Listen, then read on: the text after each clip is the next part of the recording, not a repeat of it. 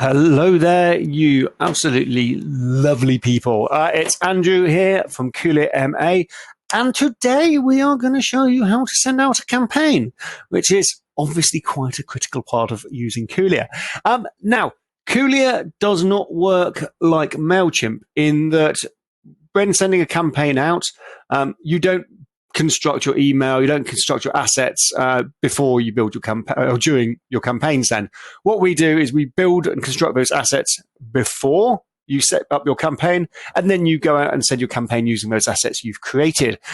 So let's assume you have created the email, and you will have done that by following our fantastic email tuition guide. If you haven't seen the email tuition guide, check it out. We'll show you how to build an email, plain text or HTML. It doesn't matter. They will look gorgeous no matter what. And you are now ready to send your campaign out to your audience. Okay, so what does a campaign consist of? Well, we've already said one part. You need your email. Second part is you need your audience. And your audience kind of falls into two parts. It can be your persona audiences, and it can be your filters. So if you don't know what a persona is and you don't know what a filter is, again, go and check out those tutorials because you will learn very quickly how to do it. Very easy, nothing scary there. And you will hopefully have created some saved filters. And you can apply those saved filters when building a campaign. I've got a bit of a superfluous, bit silly one. So if I go into my records over here, you can see that I have, let me just clear that, show you how to get to it. If I open up CRM filters, I have in my filters constructed a few filters. The one I'm going to use is 486 or 793, which is any email that contains the number 486 or 793. There's actually 42 of those in my Kulea test environment, and I will send it out to all of them. Okay, so let's go and send out a campaign because I've got those assets created. So what I'm going to do, I'm going to go campaign create, obviously. I'm going to name my campaign. So this is where I define those campaign criteria. So let's call this Awesome Email 1. There you go. Make it easily identifiable. I'm going to send out, so these are the email assets I've got in Kulea. They are ordered in terms of recency. So the most recently edited appears at the top. The last edited appears at the bottom. Obviously edited my plain text email example not too long ago, but I'm going to send out my Kulea branded email, Andrew. There we go.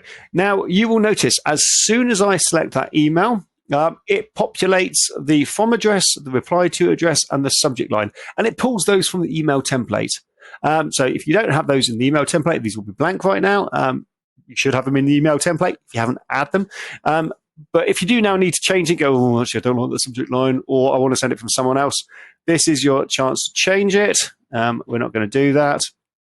There we go. And I like the subject line, so I'm going to leave that in there. Okay, so click next. Personas. Okay, so personas are a really powerful part of Kulea. You can personalize, as you've seen by looking at the personas tuition, that you can personalize all your different blocks within Kulea. Now, at this point in time, Kulea looks at your email that you've selected and gone, I notice that your email contains content for the following personas. In this case, software developers, retail marketing directors, corporate tax people, and good old Persona X.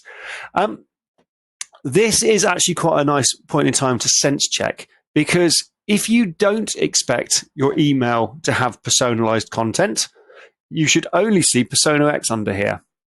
Now, how can that happen? Well, let's just say you've created a personalized email in the past and you've duplicated that email to create a new email. Now, you might have updated your Persona X content, but you might have forgotten to either delete or update your personalized content. So at this point, if you're not expecting to see personas at play, go back to your email, check to see which one of your blocks has personalized content or multiple blocks has personalized content, and then decide what you want to do with it. Do you want to keep it? Do you want to update it? Do you want to delete it? Very easy to do, but this is a nice sense check here, because when you send out this email, if you have personalized content in that email, then those contacts in your database that are designated as that persona will receive that persona variant. Yeah, if you don't want that to happen, go away, delete the persona variants. Okay, so do I want to send it to everybody in my database? Probably at this point in time. Do I want to send it to just these personas? Well, if I do, I unselect send to all. You notice the filter drops down to 0. I can select my software developers. I can select my retail directors, my corporate tax people, blah, blah, blah. Absolutely fine. Or I can go back to Persona X. Woof, shoots right back up again. Back down. So it's a really nice, flexible tool there. Kind of gives you a rolling count of how many it's going to be sending to. And you also have the option, if you are selecting it by persona, of adding your other personas. Now, this chap down here, UK Contacts, does not have any persona content for him. Now, all that means is he will receive generic Persona X content, that catch-all content that you build when you first construct your email. We're not going to do that. We're actually going to go back and just going to click send to all. Great. So next step. Now, next step is where you can apply your filters. So we talked just now about how I'm going to select one of my pre-existing filters that I've created. So 486 or 793. Boom. And it drops it down to our 42. There we go. Fine. Nice and easy. You can apply your filters here. London mailing list, retail directors, nothing in there. And again, you see that number going up and down as I play with my filters. And what's nice is the filters also change over here as I'm flicking. If you can see that the filters updating as I click. Let's go back to 486. Okay. The other thing you will notice is this message here. Exclusion filters operate at account level and when active will be applied automatically to all your outbound email campaigns. So you might see that the numbers don't quite tally with what you're seeing in your contact list when you're building these filters. That's fine.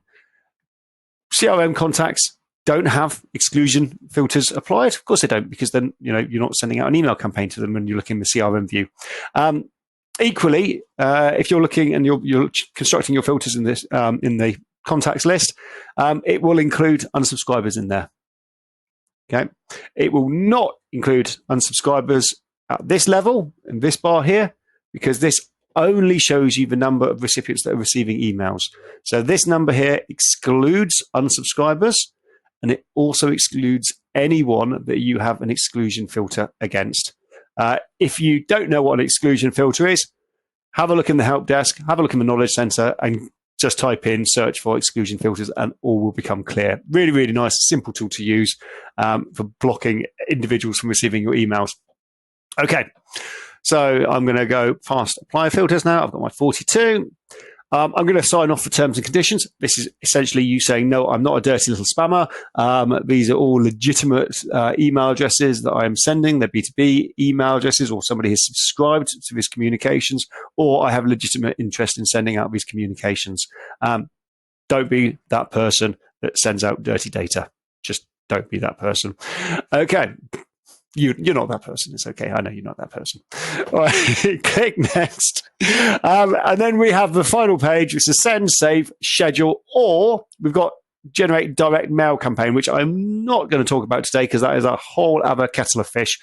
Perl, P-U-R-L, personalized URLs, very cool stuff. Not going to touch it today. So we're just going to look at send now, schedule, or save. Send, schedule, or save, 3 S's. So if I wanted to send now, I would literally just click that little radio button and then click send now. If I wanted to schedule, I would go over here, I would click and I would select, let's say I want to send it out at 9 o'clock in the morning. Next Saturday, I don't want to send it out on Saturday, that's a dreadful idea. Let's send it out on Tuesday. There we go. So I've now pre-programmed it and you would click schedule. Or if I want to save it, I'm not ready to send, I'm not ready to schedule, I just want to come back to it later, just click save. I'm going to send it now so I can show you what that process looks like. So it's just send now. Boom. Are you sure? Are you really sure? Yes, I'm sure. Send it. Go. And out the door it flies. Now, what you'll see as soon as you send a campaign is it sends it takes a few seconds scheduling it. That's just refreshing automatically. Your campaign is being processed, refreshing in a few seconds. It will then move to sending. There we go. So that's now it's done schedule. So I'll give it a few seconds. Refresh. There you go. And it's moved to sending status. Now, the way the internet works and deliverability works is, we send these emails out through Mailgun. Sending status moves to sent when every single email is marked as either delivered or failed. The delivered ones are fine. They go through quite quickly. But the failed ones can bounce backwards and forwards in the Ethernet for quite some time, sometimes days. So you might see that your delivery rate is like 99.999%. And all your emails have been sent, but you're still waiting for some responses, some delivered responses to come back. If that's the case, it will still be marked as sending. It will not be marked as complete. It will only be marked as complete, as sent, when those final results come back in and we know what has happened to every single email you have sent. It's just the nature of the universe, I'm afraid, guys. Don't be worried by it. Don't be scared by it. If you're seeing that your delivery rate is 99.99%, your campaign's gone. Cool. Okay, so I have a message from Esther over here that's saying, we have compiled lots of handy guides to using Kulea in our how-to playlist. Yes, we have. In fact, you're watching one of them. Click the info banner up there. I'm assuming it's up there somewhere. I don't know. This is a YouTube thing. I'm not so good at that. And don't forget to subscribe to our channel to get our latest tutorials. And that is a very good idea because we have loads of tutorials. We want to help you get the most out of your investment in Kulea. And we also release lots of new features very regularly. So with that in mind, if you do subscribe, you get those little alerts to tell you, hey, new feature, this is how you use it, this is how you do it, which is going to be really, really helpful.